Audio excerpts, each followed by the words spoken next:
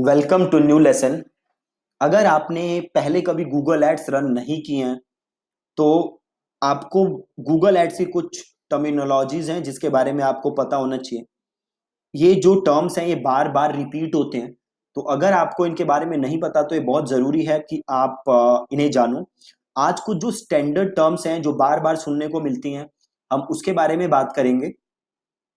Then बाकी जो lessons आगे आप सीखोगे, देन कुछ टर्म्स होंगी जो आप पहली बार सुनोगे तो उनको मैं वहीं एक्सप्लेन कर दूंगा, क्योंकि गूगल एड्स में बहुत सारी टर्म्स हैं। ठीक है, तो कुछ में जो बेसिक टर्म्स हैं, कुछ जो स्टैंडर्ड टर्म्स हैं जो ज्यादा सुनने को मिलती हैं, उसे मैं आज कवर करने की कोशिश करूंगा। तो सबसे पहली सीटीआर। ये जो सीटीआर है ये आप बार बार बार बार सुनोगे। सीटीआर की फुल फॉर्म होती है क्लिक थ्रू रेट। तो जैसे आप नाम से समझ सकते हो, क्लिक थ्रू रेट, कितने लोग आपकी एड देख रहे हैं और उसमें से कितने लोग आपकी एड पे क्लिक कर रहे हैं, उसको हम कहते हैं सीटीआर। सपोज करो 100 लोगों ने आपकी एड देखी और उसमें से 5 लोगों ने एड पे क्लिक किया, तो आपका सीटीआर हुआ 5%। ठीक है, अब सपोज करो 2 लोगों ने आपकी एड पे क्लिक किया और 100 लोगों ने एड देखी, तो आपकी सीटीआर कितना है? 2%। ठीक है, तो ये सीटीआर जो है वो गूगल एड्स में बहुत ज्यादा मैटर करता है। क्यों करता है? कि सपोज करो अगर आप भी 100 रुपए खर्च कर रहे हो, आपका कॉम्पिटिटर भी 100 रुपए खर्च कर रहा है, बट आपके कॉम्पिटिटर का सीटीआर ज्यादा है और आपका सीटीआर कम है। ठीक है, तो क्या फायदा होगा आपके कॉम्पिटिटर को? कि आपका कॉम्पिटिटर का जो खर्चा है वो बेसिकली कम हो जाएगा। ठीक है, ये फर्क होता है सीटीआर से। तो अभी के लिए आप जस्ट ये समझ लो कि सीटीआर का मतलब क्या होता है, क्लिक थ्रू रेट। और क्लिक थ्रू रेट कैसे कैलकुलेट होता है? तो अगर 100 लोग आपकी ऐड देख रहे हैं तो उसमें से कितने क्लिक कर रहे हैं, वो आपका हो गया क्लिक थ्रू रेट परसेंटेज। ठीक है, तो पहली चीज सीटीआर। दूसरी लिंगो जो आप बार बार सुनोगे वो है सीपीएम। सीपीएम का मतलब है कॉस्ट पर 1000 इंप्रेशंस। ठीक है, अगर आपकी एड के 100 इंप्रेशन हो रहे हैं, मतलब अगर आपकी एड 100 बार दिख रही है, तो उसके कितने पैसे आप गूगल को दे रहे हो या उसके कितने पैसे गूगल चार्ज कर रहा है, तो उसको हम कहते हैं सीपीएम। और यहीं से एक और चीज आई, इंप्रेशन। ठीक है, इंप्रेशन का मतलब होता है आपकी एड कितनी बार दिखी। आपकी एड कितनी बार दिखी उसे हम कहते हैं इंप्रेशन। तो सपोज करो फ्लिपकार्ट ने ऐड चलाई और वो ऐड दिखी मुझे और आपको, 2 लोगों को दिखी, तो इसे हम कहते हैं रीच। कितने लोगों को ऐड दिखी उसे हम कहते हैं रीच। और सपोज करो मुझे 5 बार दिखी और आपको 6 बार दिखी, मतलब टोटल कितनी बार दिखी? 11। तो इंप्रेशन क्या हो गया? 11। ठीक है, तो ये 3 चीजें हमने देख ली। पहला सीटीआर, क्लिक थ्रू रेट, कितने लोग देख रहे हैं, कितने क्लिक कर रहे हैं। देन हमने देखा सीपीएम, सीपीएम इज कॉस्ट पर 1000 इंप्रेशन, 1000 लोगों को ऐड दिखाने का कितना खर्चा आ रहा है। देन हमने देखा इंप्रेशन क्या होता है, कितनी बार ऐड दिख रही है, दैट इज इंप्रेशन। देन हमने देखा रीच, रीच इज कितने लोगों को ऐड दिख रही है, उसको हम कहते हैं रीच। देन एक और चीज आप देखोगे और वो है cost, CPL. CPL is cost per lead. ठीक है, जैसे नाम से आप समझ सकते हो, आप जो लीड जनरेट कर रहे हो तो हर लीड आपको कितना खर्चा पड़ रहा है उसको हम कहते हैं CPL, that is cost per lead. Then एक वर्ड आप बार बार सुनोगे and that is conversion.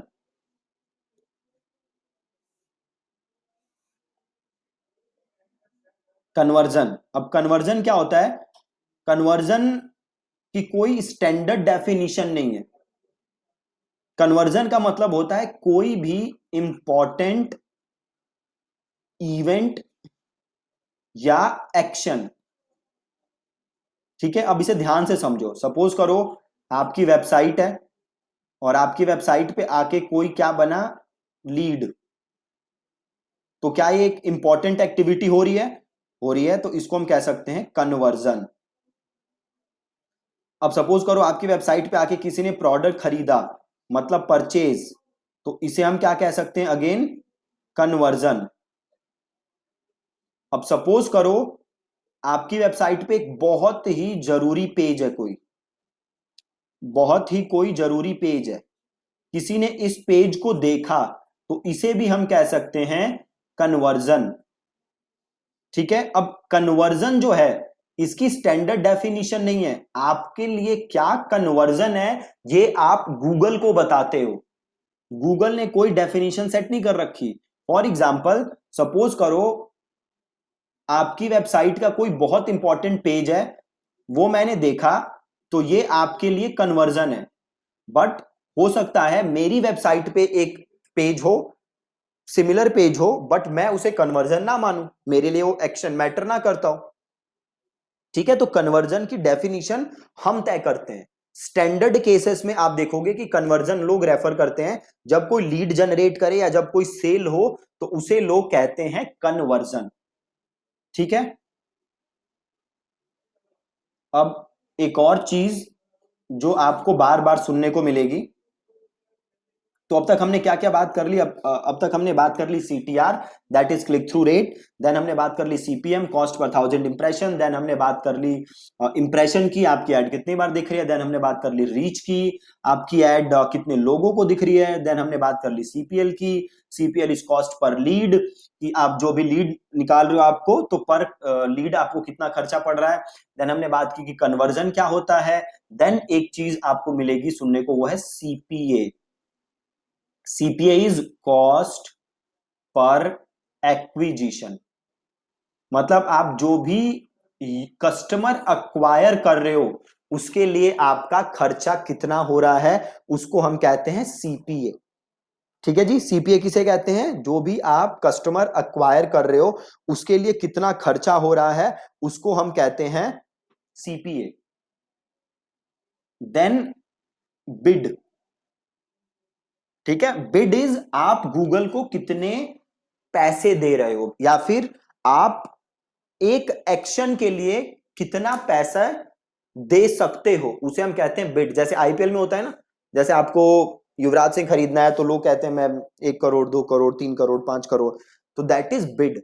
Similarly Google में भी आप बिड करते हो कि भैया मैं एक सेल के इतने पैसे दे सकता हूं, मैं एक लीड के इतने पैसे दे सकता हूं, मैं एक क्लिक के इतने पैसे दे सकता हूं, तो उसे हम कहते हैं बिड। ठीक है, हाँ, और एक बहुत ही जरूरी चीज है जो आप बार बार सुनोगे, and that is conversion rate. मैं बता नहीं सकता आपको how important this is. Conversion rate का मतलब क्या है, आपके वेबसाइट पे कितने लोग आ रहे हैं और उसमें से कितने कन्वर्ट हो रहे हैं। फॉर एग्जाम्पल सपोज करो मेरी वेबसाइट पे आए 100 लोग, और इन 100 में से 3 ने मेरा प्रोडक्ट खरीदा, तो मेरा कन्वर्जन रेट क्या है, 3%। ठीक है, या फिर सपोज करो मेरी वेबसाइट पे आए 5 लोग, सॉरी, मेरी वेबसाइट पे आए 100 लोग और उसमें से 5 ने प्रोडक्ट खरीदा, तो उसे हम कहते हैं 5% हो गया कन्वर्जन रेट। अब देखो एक सिचुएशन देखो, सपोज करो ये है आपकी वेबसाइट, आपने टोटल पैसे खर्च किए ऐड में 100 रुपए। ठीक है, और आपकी वेबसाइट पे आए 5 लोग, आपकी वेबसाइट पे आए 5 लोग, और आपका कन्वर्जन रेट है, एग्जाम्पल के लिए मान लेते हैं, इतना होता नहीं है, जस्ट एक एग्जाम्पल पर्पस के लिए आपको बता रहा हूं, 50%। मतलब 100 लोग आए, 100 लोगों ने क्लिक किया, 5 लोग आए और 5 में से 2.5 ने आपका प्रोडक्ट खरीदा। और सपोज करते हैं प्रोडक्ट है मेरा 100 रुपए का, मतलब टोटल कितने आपने रिवेन्यू जनरेट किए, 250। वहीं लगा लो मेरी वेबसाइट है, मैंने भी कितने खर्च किए, 100, मेरे पे भी आए 5, बट मेरा कन्वर्जन है से 20%। तो मेरे कितने लोगों ने प्रोडक्ट खरीदा, बस एक बंदे ने खरीदा। क्यों, 5 आए थे, खर्च कितने किए थे मैंने, 100 रुपए, 5 लोग मेरी वेबसाइट पे आए, 20% कन्वर्जन रेट, मतलब एक बंदे ने खरीदा, कितने का है एक प्रोडक्ट, 100, मतलब मैंने कितना रिवेन्यू जनरेट किया, 100, आपने कितना किया, 250, खर्च कितने किए, आपने भी 100, मैंने भी 100, बट आपने तो 250 कमा लिया और मैंने तो 100 कमाया। ऐसा क्यों? क्योंकि हमारे कन्वर्जन रेट, आपका कन्वर्जन रेट है 50 और मेरा है 20। मतलब अगर आप कन्वर्जन रेट को इंप्रूव कर लो तो आप अपनी एड की परफॉर्मेंस को एक्सपोनेंशियली इंप्रूव कर सकते हो। ठीक है, एक्सपोनेंशियली इंप्रूव कर सकते हो। और एक और चीज जो आप सुनने को मिलेगी आपको, एक बार देख लेते हैं दोबारा क्या क्या हमने किया है। सो CTR समझ गए आप, CTR क्या है, CPM आप समझ गए, 1000 इंप्रेशन के कितने पैसे लगते हैं। देन वी हैव रीच, कितने लोगों को आपकी ऐड दिख रही है। देन वी हैव इंप्रेशन, कितनी बार ऐड दिख रही है। CPL, cost per lead. Then आपने समझा कन्वर्जन क्या होता है, कोई भी इंपॉर्टेंट एक्शन उसे हम कहते हैं कन्वर्जन। देन हमने पढ़ा CPA, CPA is cost per acquisition. Then bid, आप कितने पैसे देने के लिए तैयार हो। कन्वर्जन रेट, कितने लोग आ रहे हैं उसमें से कितने आपके कन्वर्ट हो रहे हैं। ठीक है, देन हमने कन्वर्जन रेट का एग्जांपल समझा कि कन्वर्जन रेट एग्जैक्टली काम कैसे करता है। ठीक है, इसके अलावा आपका गूगल में और स्टैंडर्ड टर्म कौन से होंगे जो बार बार यूज होते हैं, तो यही बेसिक टर्म्स हैं जो आपको बार बार गूगल में सुनने को मिलेंगे। ठीक है, और जो भी स्टैंडर्ड और इसके अलावा जो भी टर्म्स आएंगी वो मैं लेसन्स में आपको साथ साथ समझा दूंगा, क्योंकि काफी सारी टर्म्स हैं जो कि अभी आपको समझाना आपको ज्यादा समझ नहीं आएगा, वो उसी लेसन के साथ या उसी कॉन्सेप्ट के साथ आपको समझ आ सकता है। बट ये कुछ स्टैंडर्ड टर्म्स हैं जो कि गूगल में फ्रीक्वेंटली यूज होती रहती है। ठीक है जी, so thank you so much for watching this lesson. कल के लेसन में हम और आगे बढ़ेंगे गूगल एड्स में। और अभी आई एम श्योर कि आप लोग में से ज्यादातर ने मेरा फेसबुक एड्स का कोर्स भी लिया हुआ है, तो आपको पता है कि हम एकदम स्क्रैच से स्टार्ट करते हैं। सो हो सकता है कि आप में से ज्यादातर लोगों को ये चीजें पता होंगी, बट काफी सारे आप में से लोग होंगे जिन्हें ये सब चीजें नहीं पता होंगी। तो मेरा गोल हमेशा होता है कि हम बेसिक से स्टार्ट करें और धीरे धीरे हम एडवांस चीजों पे जाएं, एडवांस स्ट्रेटेजीज पे जाएं, एडवांस कॉन्सेप्ट्स पे जाएं। क्योंकि अगर आपको बेसिक्स क्लियर नहीं है तो बिलीव मी ऑन दिस, आगे का आपको कुछ समझ नहीं आने वाला। राइट, अब लोगों को भ्रम क्या है कि भैया एडवांस चीजों से ही सब कुछ हो जाता है। फैक्ट इज, अगर आपकी बेसिक चीजों पे पकड़ नहीं है देन एडवांस चीजों का कोई फायदा नहीं है। प्रॉब्लम यह है कि हम में से ज्यादातर लोग या आप में से ज्यादातर लोग ऐसे लोगों की बातें सुनते हो यूट्यूब पे जो डेली 50 रुपए 100 रुपए एड पे खर्च करते हैं, जिन्होंने लाइफ टाइम में ही 1000 रुपए खर्च किए हैं, and then they are preaching about ads. उन्हें खुद आइडिया नहीं कि स्केलिंग क्या होती है, उन्हें खुद पता नहीं स्ट्रेटेजीज क्या होती है। ठीक है, तो हम एकदम बेसिक से स्टार्ट करेंगे और देन हम एडवांस चीजों पे मूव करेंगे। बट मेक श्योर कि आपके बेसिक्स एकदम क्लियर हैं, आपको एकदम चीजें पता हैं। अगर आपको वीडियो 2 बार देखनी पड़ रही है कोई प्रॉब्लम नहीं है, 2 बार देखो। बट अगर आपने बेसिक लेसन्स मिस कर दिए देन आगे आपको दिक्कत होगी। ठीक है जी, that's it from this lesson.